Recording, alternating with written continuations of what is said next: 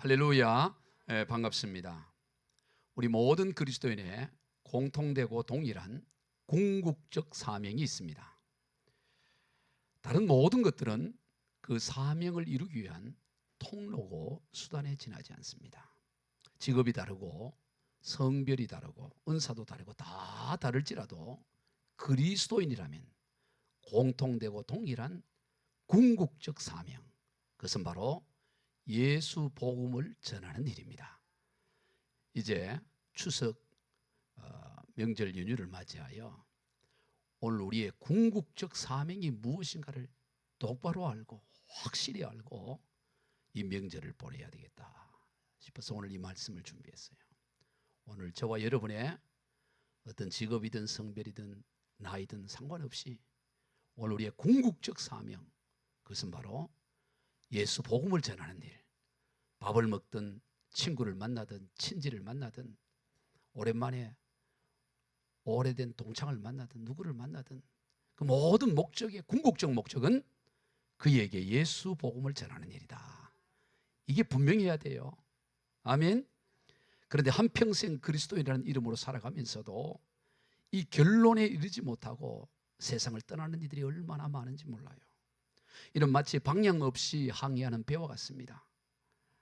그저 열심히 파도를 헤치고 또 헤치고 나가고 또 나가지만 왜 이 파도를 헤치고 나가는지, 어디로 나가는지 그냥 방향 없이 그저 눈앞에 닥친 파도만 헤치기에 급급하다가 한 인생 다 가는 거예요.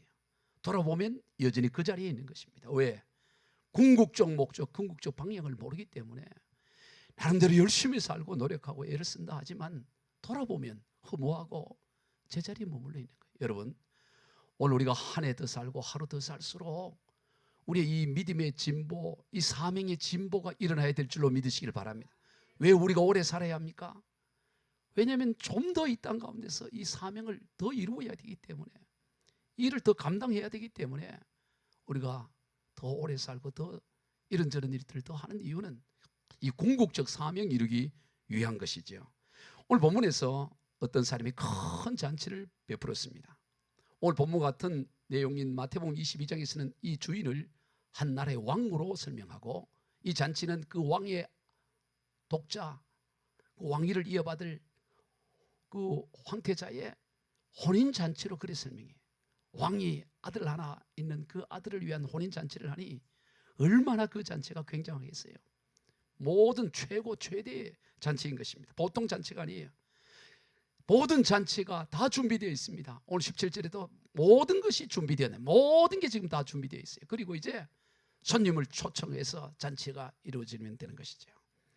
그래서 종들을 보내서 이 잔치에 참여할 사람들, 손님들을 초대하는 것입니다. 여러분, 오늘 저와 여러분의 삶이 바로 이 만왕의 왕 되신 하나님께서 베풀어 놓은 이 잔치 자리에, 이 빈자리에 사람들을 초대해서 그 빈자리를 채우는 일, 이게 오늘 우리의 사명이고 이게 우리의 궁극적 사명이라는 것입니다.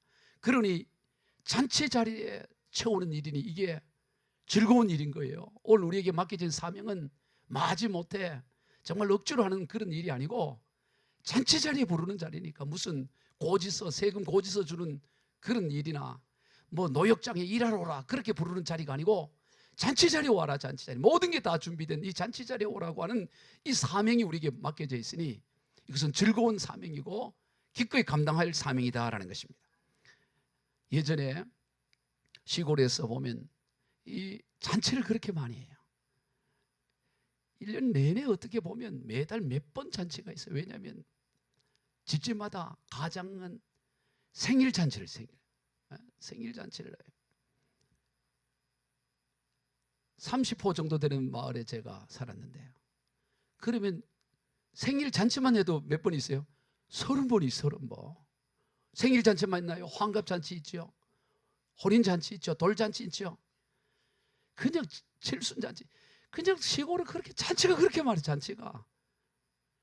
그리고 동네 어른들은 다 이제 8월달 되면 누구 집 생일 잔치고 누구 잔치고 심지어 제사날까지 다 기억하고 있을 정도로 동네 화내요. 그러니까 늘 잔치고.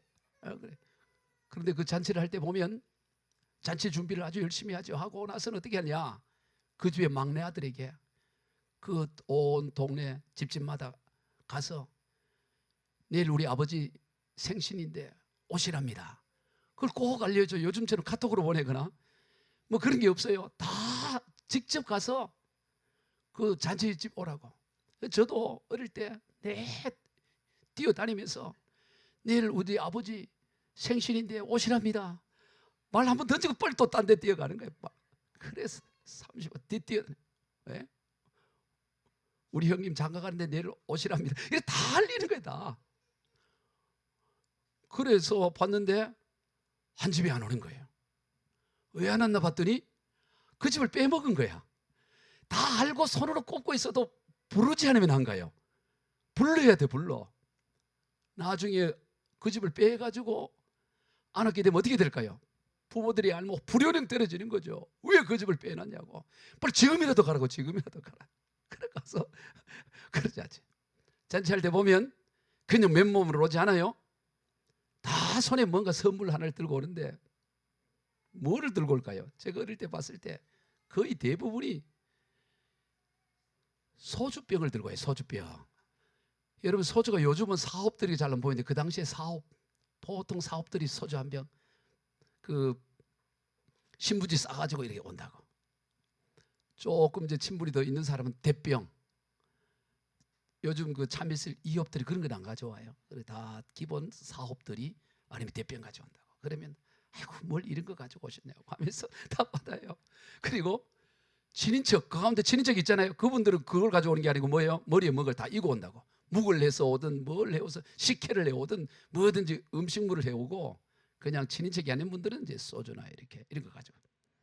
또 갈 때는 그냥 가게 하지 않아요. 또 선물을 다 줘. 또 옆집인데도 다 선물 줘. 뭐를 줄까요? 음식 아래요. 여러분 그 문화가 다를 수가 있는데 제가 어릴 때 보니까 다 뭐를 주냐면 담배 한 가지씩을 줘.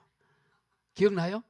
자, 오는 사람들은 소주 들고 오고 갈 때는 담배 한 갑씩 주고 다 그렇게 가는 거야. 그렇게 그게 전통이야. 전통 문화. 그래 다 와서 잔치. 그러니까 1년에 잔치지 늘 동네가. 그게 얼마나 그 시절이 그리워져요. 야, 이 온 동네 잔치가 늘 잔치. 살기는 어려웠어도 늘 잔치라 잔치. 그때가 그리워지는데, 그런데 그 잔치에서 중요한 게 초청을 해야 된다 이 말이야. 그 초청을 하는데 초청하는 게 빠져버리면 이거는 참 불호령을 맞게 되기 때문에 점검하고 또 점검해서 초청을 해요. 그런데 여러분 그런 잔치에는 혹 모을 수도 있고 빠질 수도 있지만 오늘 본문에서 이 잔치는 절대로 빼지면 안 되는 거예요. 그저 동네 환갑잔치나 돌잔치가 아니잖아요. 이 잔치는 반드시 다 와야 되는, 그리고 이 잔치에 오기만 하면 모든 것이 살아나고 회복되는 잔치니, 오늘 우리가 이 잔치 자리에 사람들을 불러오는 일이니 이거 얼마나 즐거운 일이겠어요. 예? 아버님 생일이라고 돌아다니면서 잔치집 오라고도 그 즐거운 일이라고. 예? 오세요. 그러고. 예? 그것도 즐거운 일인데, 영원한 생명의 잔치, 영원한 하늘나라 잔치에 이 부르는 이 사명이 오늘 저와 여러분의 사명이니 이 얼마나 놀라운 복이고 은혜인지 몰라요. 오기만 하면, 이 잔치 자리에 오기만 하면 모든 게 회복되어진다는 거예요. 자, 누가복음 3장 5절로 6절을 한번 같이 읽어봅니다. 시작. 모든 골짜기가 메워지고 모든 산과 작은 산이 낮아지고 굽은 것이 곧아지고 험한 길이 평탄해질 것이요 모든 육체가 하나님의 구원하심을 보리라 함과 같으니라. 여러분 인생에 이런저런 골짜기가 얼마나 많습니까? 골골마다 상처의 골짜기가 있지만 이 잔치상에 와서 하나님이 베풀어 놓은, 만왕의 왕이 베풀어 놓은 이 잔치가, 그 골짜기가 메워지고 메꾸어지는 일이 나고, 높은 산, 그 작은 산, 그 산들이 너무 힘들고 오르겠지만 평지가 되어지고, 그리고 모든 굽은 것과 험한 길이 평탄게 되는 이 놀라운 잔치에 오늘 우리가 그 사람들을 초청하는 일이 저와 여러분의 사명인 줄로 믿으시길 바랍니다. 그래서 어떤 인생이든지 간에 이 하나님이 예비해 놓은 잔치에 오기만 하면 목마름이 해결된다. 이게 우리가 확신을 가져야 돼요. 이사야 55장 1절로 3절을 같이 읽어봅니다. 시작. 오라 너희 모든 목마른 자들아 물로 나오라. 돈 없는 자도 오라. 너희는 와서 사 먹되 돈 없이 값 없이 와서 포도주와 젖을 사라. 너희가 어찌하여 양식이 아닌 것을 위하여 은을 달아주며 배부르게 하지 못할 것을 위하여 수고하느냐. 내게 듣고 들을지어다. 그리하면 너희가 좋은 것을 먹을 것이며 너희 자신들이 기름진 것으로 즐거움을 얻으리라. 너희는 귀를 기울이고 내게로 나와 들으라. 그리하면 너희 영혼이 살리라. 내가 너희를 위하여 영원한 언약을 맺으리니 곧 다윗에게 허락한 확실한 은혜리라. 아멘. 확실한 은혜가 있어요. 확실한 은혜 있어요. 예? 좋은 것을 먹을 것이요 기름진 것으로 즐거움을 얻으리라. 확실한 은혜리라. 확실한 은혜가 오늘 여러분 모든 인생들은 다 목말라 하고 있어요. 지쳐 있어요.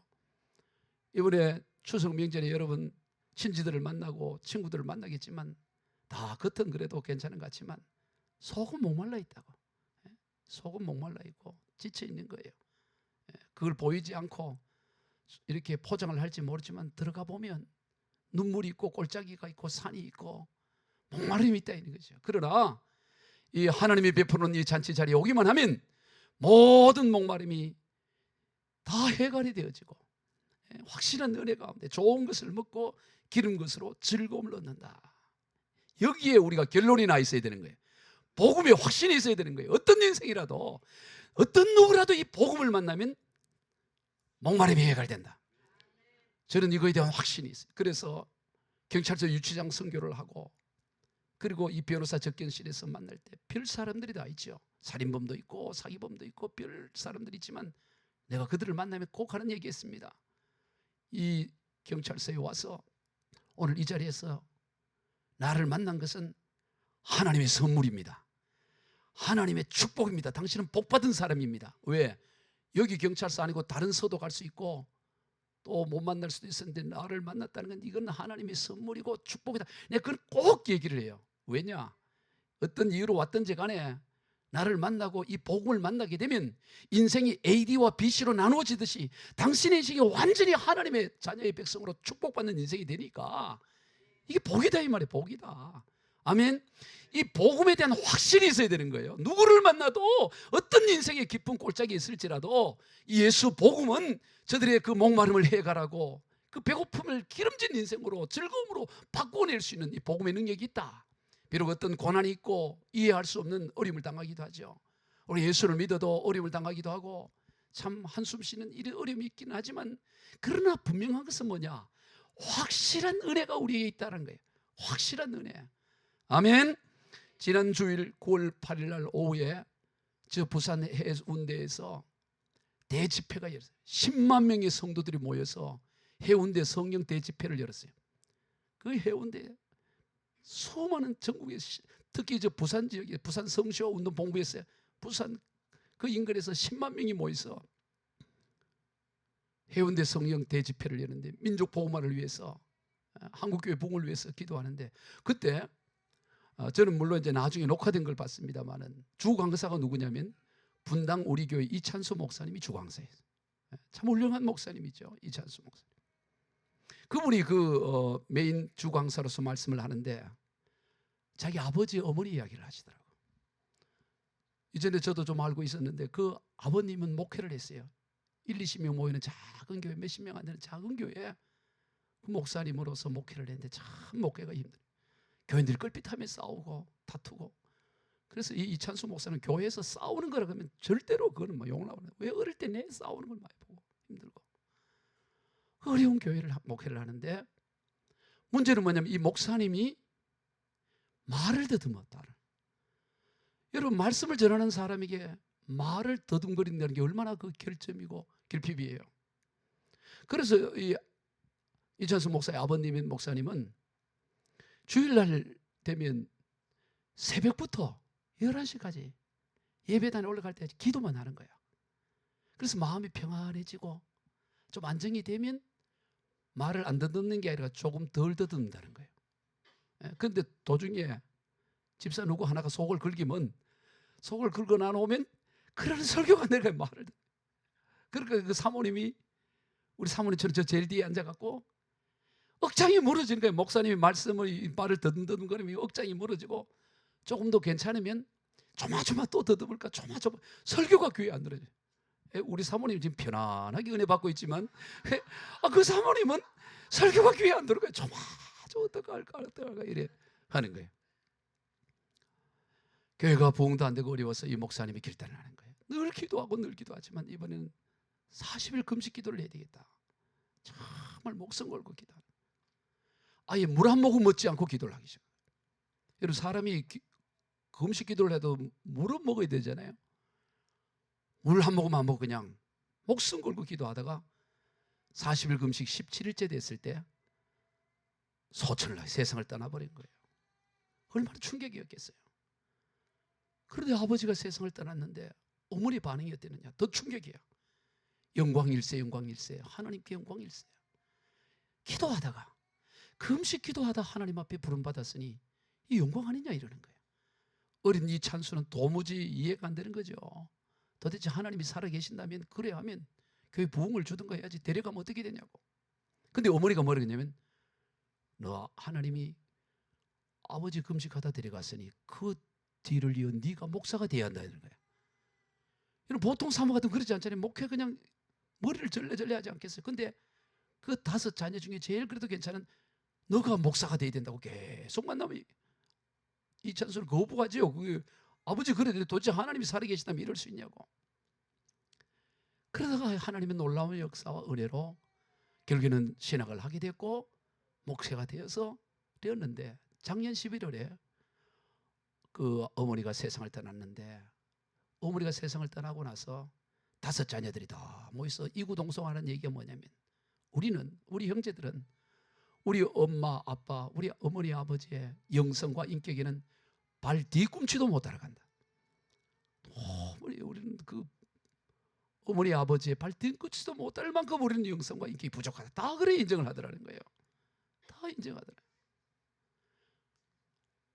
어머니가 세상을 떠나기 전에 이찬수 목사 아들에게 뭐라 그러냐면, 나는 한 번도 예수를 믿고 한 번도 원망하거나 불편한 적이 없어.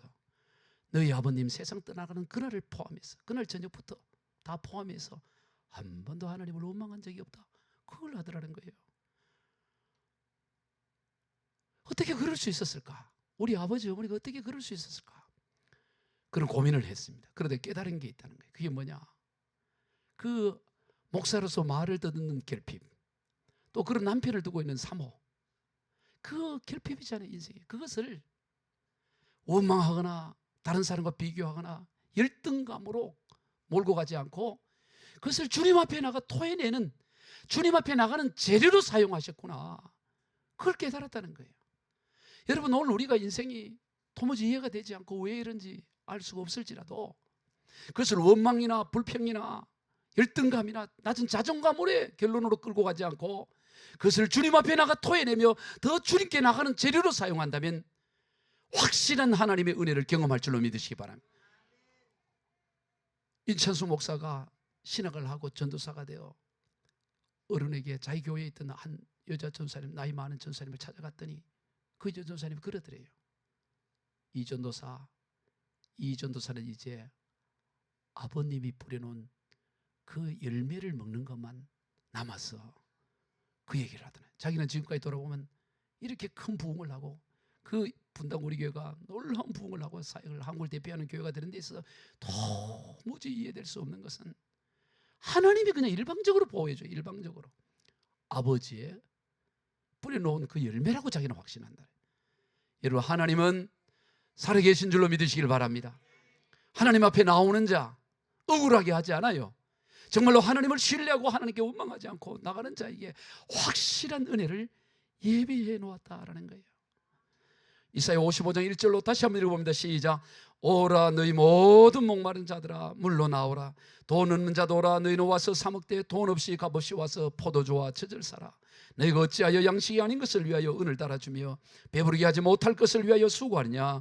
내게 듣고 들을지어다. 그리하면 너희가 좋은 것을 먹을 것이며 너희 자신들이 기름진 것으로 즐거움을 얻으리라. 너희는 귀를 기울이고 내게 나와 들으라. 그리하면 너희 영혼이 살리라. 내가 너희를 위하여 영원한 언약을 맺으리니 곧 다윗에게 허락한 확실한 은혜니라. 여러분, 이 확실한 은혜가 결론이 되기를 축복합니다. 이번 추석 명절 가운데 누구를 만나든지 이 확실한 은혜, 이 복음을 우리는 전해야 된다 이 말이죠. 이게 우리의 궁극적 사명인 거예요. 찬송가 526장에 보면 목마른 자들아 다 이리 오라. 이곳에 좋은 샘 흐르도다. 힘쓰고 애씀이 없을지라도 이 샘에 오면 다 마시겠네. 이 샘에 솟는 물 강같이 흘러 온 천하 만국에 다 통하네. 빈부나 귀천에 분별이 없이 다 와서 쉬고 또 마시겠네. 생명수 샘물을 마신 자마다 목 다시 마르지 아니하고 속에서 솟아나 생수가 되어 영원히 솟아 늘 풍성하리. 영원히 풍성한 인생이 우리에게 준비되어 있고 이 자리, 이 빈자리를 채우라고 주님 말씀하는 것입니다. 할렐루야. 조금 더 부족하지 않아요? 완벽하다는 거 말합니다. 골로새 2장 2절로 3절입니다. 시작. 하나님의 비밀인 그리스도를 깨닫게 하려 함이니 그 안에는 지혜와 지식의 모든 보화가 감추어져 있느니라. 오늘 우리에게는 모든 보화, 모든 지혜, 모든 것이 그리스도 안에 있고 그 그리스도가 우리 안에 있고, 그러기에 우리는 목마르지 않는 인생이에요. 그래서 누구든지 초대되는 것입니다. 그런데 많은 이들이 이에 대한 확신이 없어요. 아니, 예수 믿는다고 뭐 별난 게 달라 있겠어? 그저 마음의 평안이나 좀 위로나 받는 거지. 뭐 예수 믿어도 다 그런 거지. 이 확신이 없는 거예요.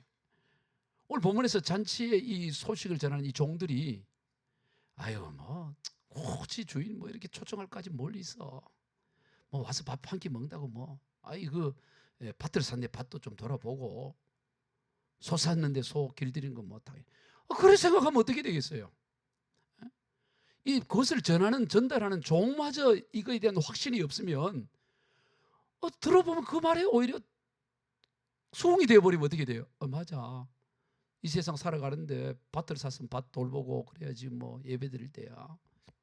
소 10마리나 샀는데 소 길들여야지. 그거 들어보면 그게 순응을 하는 거죠. 왜? 이 잔치의 내용과 이 의미가 무엇인지를 제대로 모르면 세상 사람이 말하는 소리가 다 이해가 돼요. 맞아, 벗고 살바지. 요즘 젊은이들 집 사고 애 키우고 얼마나 힘들어. 언제 성경 읽고 언제 교회 다 그것도 좀 먹고 살만한데 그렇게 그게 수긍돼 버리면 전할 수가 없는 거죠. 확신이 없으니까 전달하는 자조차 확신이 없는데 그거 어떻게 그 자리에 지금 일을 놓고 오겠어요? 오늘 우리는 확신을 가져야 돼요. 그저 밭 몇 마지기 사는 거와 비교할 수 없는, 수천 마지 사는 것보다 비교할 수 없고, 소 그저 5결이 소 10마리 길들인 거, 아니 소 5,000마리 길들인 거와도 비교할 수 없이 귀하고, 그 어떤 것보다도 이거보다 귀한 게 없고 시급한 게 없다고. 이게 우리 안에서 확신이 있어야 돼. 내 안에서. 아멘. 이 확신이 없으면 세상 사람 많은 사람이 내가 오히려 맞아 그다 끝나버리는 거야. 오늘 우리가 그러지 않다고. 너 그런 게 아니라고. 오늘 우리에게 확신이 있어야 될 줄로 믿으시길 바랍니다. 특별히 오늘 이 시대는 더 그래요. 강권에, 오늘 본문에서 보니까 강권, 즉 강하게 권해라는 거예요. 강권해라. 강권. 그냥 설렁설렁 얘기하는 게 아니고 강권하여 내 집을 채워라. 강하게 권해라는 것이. 특히 오늘 이 시대는 더 그래요. 왜냐하면 그 자리가 항상 자리가 비어있는 게 아니에요. 비어있는 게 언젠가는 그 자리가 꽉 차서 문 닫히는 날이 온다 이 말이에요. 항상 우리가 복음을 전할 수 있는 것 같아요. 문이 닫히는 날이 와요. 더 이상 그 자리 다 차버리고 더 이상 자리에 앉을 수 있는 자리가 없을 수 있다 이 말이에요. 왜 그러냐? 마태복음 24장 14절 시작. 이 천국 복음이 모든 민족에 증언되기 위하여 온 세상에 전파되리니 그제야 끝이 오리라. 여러분, 이건 절대의 예언이에요. 이 복음, 예수 복음이 온 땅 끝까지 다 전파되면 그건 끝나는 거다. 그때는 끝나는 거. 그때는 주님 온다라고 확실하게 못을 박아놨어요. 지금 오늘날 이 예수 복음이요, 온 세상 땅 끝 거의 다 증거됐습니다. 거의 전하지 않는 곳이 거의 없을 만큼 복음이 거의 다 증거돼 가고 있잖아요. 다음 주일, 우리 이제 9월 20일 주일인데 다음 주일부터 토요일까지 28일까지 인천 송도에서, 인천 송도 컨벤시아라는 곳에서 교회여 함께 그리스도를 선포하고 나타내자라는 주제로 2024년 서울 인천 제4차 로잔 대회가 열려요. 여러분 로잔 대회라고 들어봤을 거예요. 로잔 대회. 이게 아주 이 복음주의, 세계 복음주의 대회인데 이게 지금 다음 주 주일부터 이제 토요일까지 제4차가 열려요.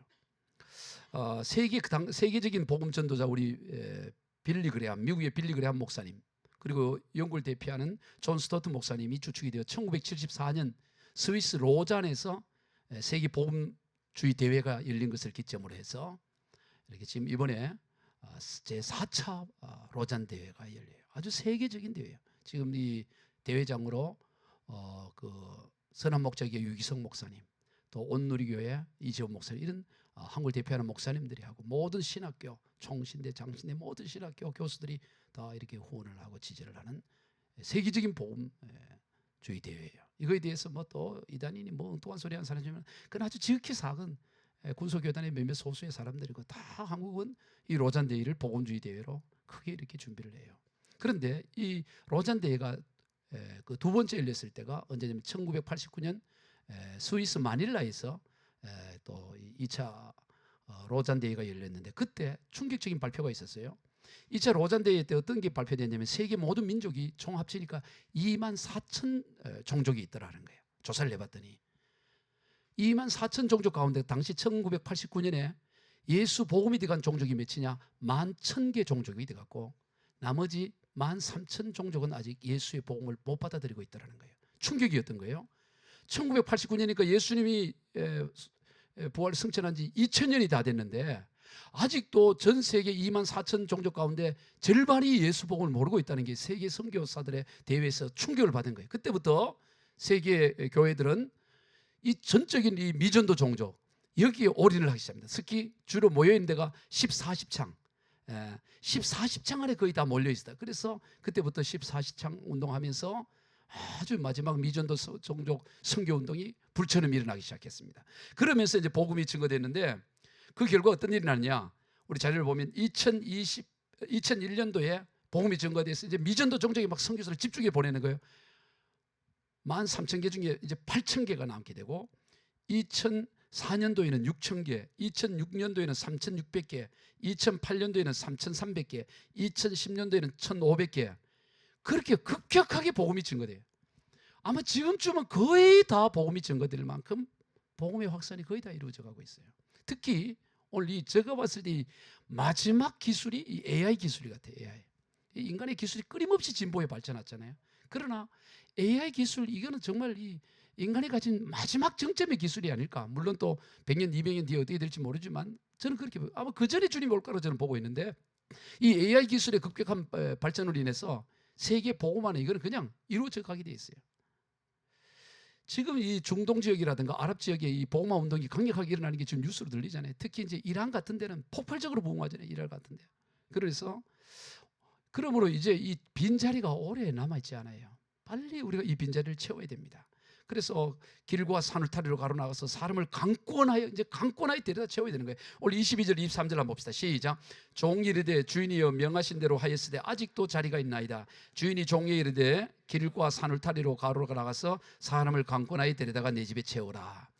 지금 뭐냐면 처음에는 21절을 합니다. 21절 시작. 종이 돌아와 주인에게 그대로 고하니 이에 집 주인이 노하여 그 종에게 이르되 빨리 시내의 거리와 골목으로 나가서 가난한 자들과 몸 불편한 자들과 맹인들과 저는 자들을 데려오라. 처음에는 이 초청받은 사람들 갔더니 거절했다는 거예요. 그러니까 주인이 노하면서 이제 시내의 거리로 가서 만나는 사람, 닥치는 사람 데려오라. 그랬는데도 자리가 빈 거야. 그 22절로 23절에 이번에는 어디로 가라?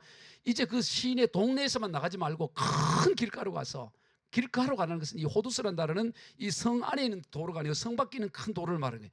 그 길가로 가고 그리고 산울가 즉 산맥 그 끝으로 가서 복음을 전하는 거예요. 오늘 우리로 말하면 우리가 머물러 있는 이 영역뿐만 아니라 우리의 삶의 영역을 벗어나서 거기까지, 굳이 여기까지 해야 돼요. 거기까지 가서도 복음을 전하라는 거예요. 그래서 채워 넣으라고, 강하게 권하여 채우라고 표현하는 것입니다. 오늘 우리에게 이 사명이 있어요. 우리 주변은 물론이고 우리의 영역을 벗어나서까지 우리는 복음을 전해야 될 사명이 있어요.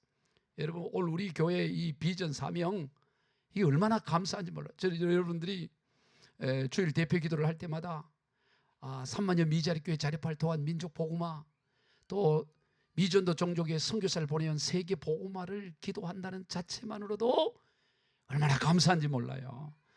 말이라도 하고 기도라도 해야 되지 않나요? 지금 어디 큰 교회 어디에서 지금 민족 복음화를 외치기나 하냐고, 세계 복음화를 외치기나 하냐고, 매주마다 외치지도 않죠. 말도 안 하는데 어떻게 그런 일이 나겠어요? 오늘 우리는 지금 이 비전, 이 사명을 가지고 달려가야 되는 거예요.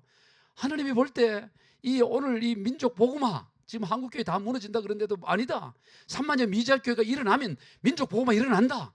그저 해외 선교사 보내듯이 국내 팀을 엮어서 선교사를 보내고 골골마다 보내고, 저도 지난주에도 어느 목사님 만나서 그랬어요.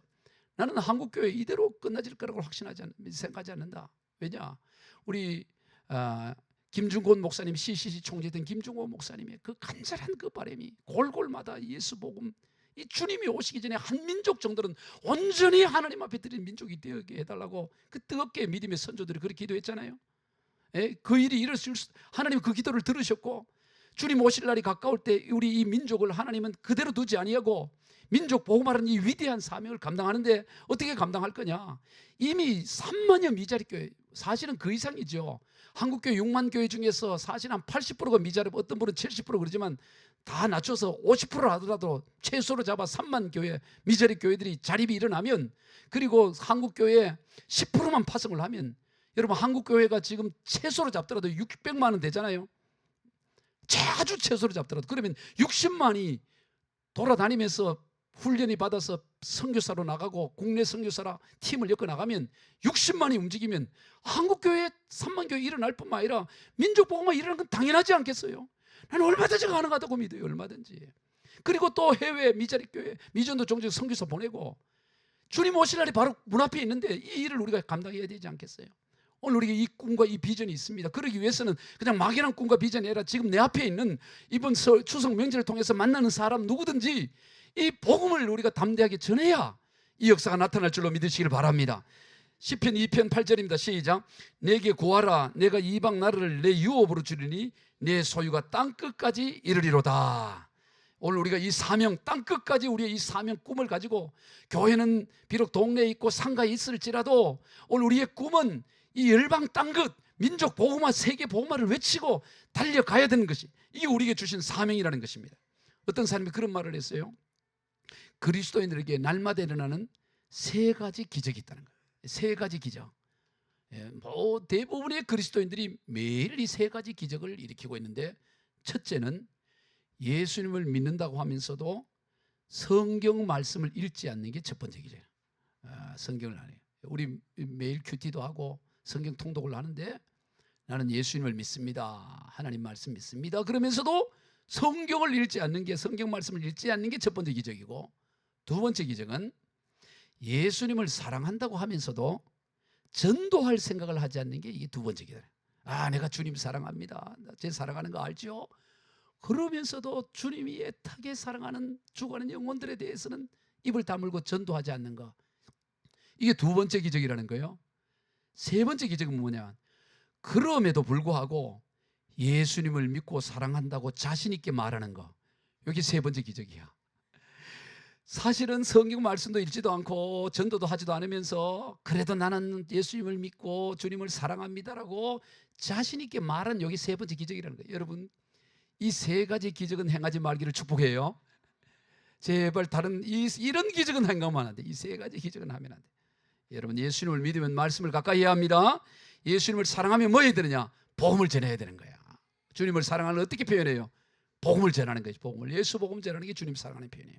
그런데 예수를 믿고 사랑한다고 하면서도 말씀도 가까이 하지 않고 복음도 전하지 않으면서 주님을 나는 사랑합니다, 주님을 나는 믿습니다, 그거는 기적을 행하고 있는 삶인 것이죠.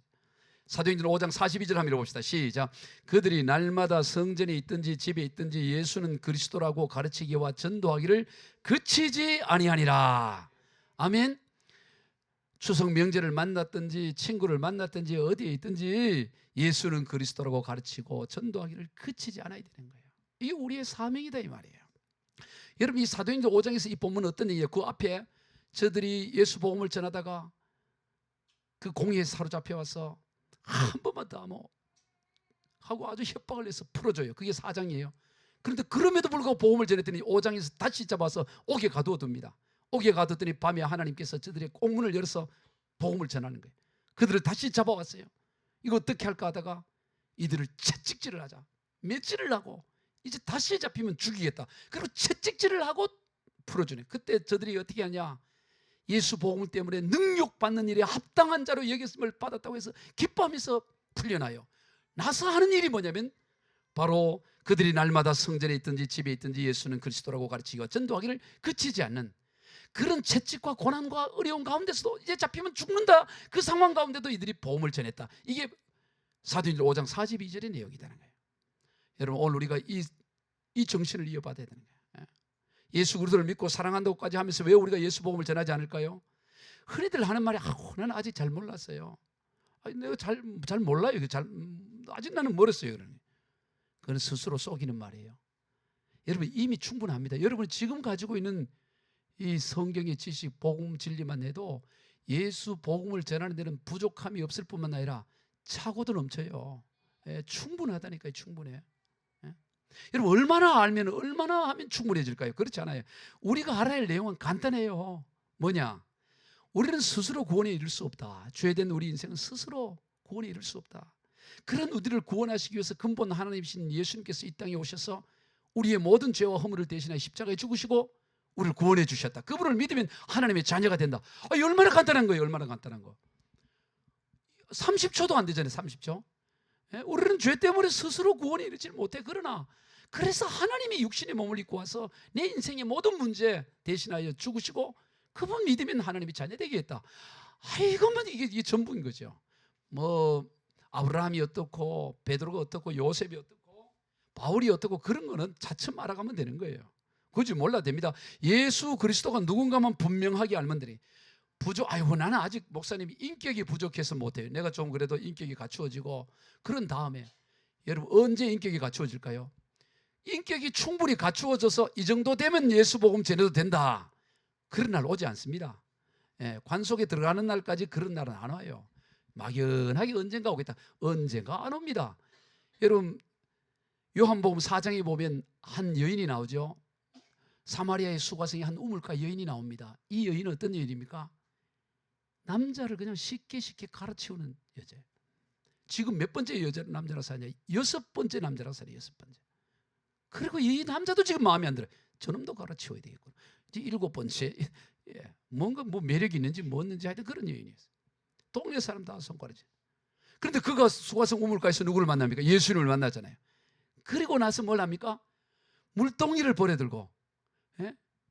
우물가의 처녀 물동이 버려들고, 우리 그런 노래도 있잖아요. 예. 버려두고 그냥 동네로 가는 거예요. 동네. 예? 옛날에 노래는 다 바람나지만 이게 그게 아니고 이 여인은 우물가에 물동이 버려두고 그냥 주님 앞 그 소식을 들으러 동네 막 외치는 거예요. 외쳐요. 물어봅시다.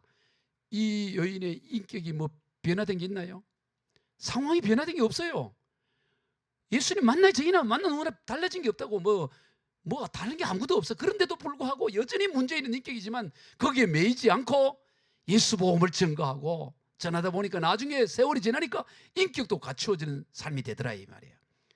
오늘 우리가 뭐가 갖추어지고 난 다음에 갖추어지지도 않고 그날 또 오지도 않습니다. 오늘 우리에게 있는 예수 복음만으로도 충분한 줄로 믿으시길 바랍니다.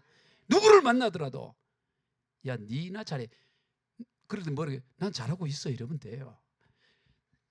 아무 상관없어. 오늘 우리에게 있는 복음으로도 충분해. 충분해서 누구를 만나든 우리는 복음을 전해야 되는 것입니다. 말씀을 정리합니다. 그리스도의 사명은 복잡하지 않아요. 오직 하나입니다. 너희는 그의 나라와 그 의를 구하라. 그게 뭡니까? 하나님 나라 집에 빈집에 사람 채우라. 그거예요. 그거. 하나님 나라가 그거 뭡니까? 복음 전하는 거예요. 그리하면 이 모든 것을 너희에게 더하시겠다고 주님은 약속하고 있는 것입니다. 하나님의 집에 빈자리가 있습니다. 모든 것이 풍성하게 예비된 하나님의 집, 하나님께 베풀어 놓은 이 잔치 자리에, 이 빈자리에 우리는 어떤 방법으로든 뭐를 동원해서라도 이들을 불러와서 이 풍요로운 하나님의 이은 이 풍성한 잔치의 맛을 누리도록 하는 것이 우리가 이 땅에서 가져올 유일한 궁극적 사명.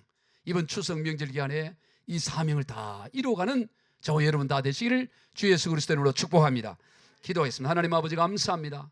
오늘 우리에게 주어진 이 위대하고 이 복되고 즐거운 하나님 나라의 집에 사람을 빈자리에 사람을 채우는 이 위대한 일, 이 즐거운 일을 이번 충성 명절에도 하게 하여 주시옵소서. 그러기 위해서 이 잔치가 얼마나 풍성하고 모든 것이 다 채워지는 이 잔치를 우리 스스로가 먼저 확신하게 하고 사람들이 이런저런 핑계를 대고 양해를 구하라 할지라도 그보다 더 우리의 의지가 강하고 분명하여 저들을 어떻게 하든 이 하나님의 천국 잔치 자리에 초청하고 앉힐 수 있는 그런 사명 감당하는 자들이 다 되게 주여 도와 주시옵소서. 감사하고 축복하며 예수님의 이름으로 기도드리옵나이다. 아멘.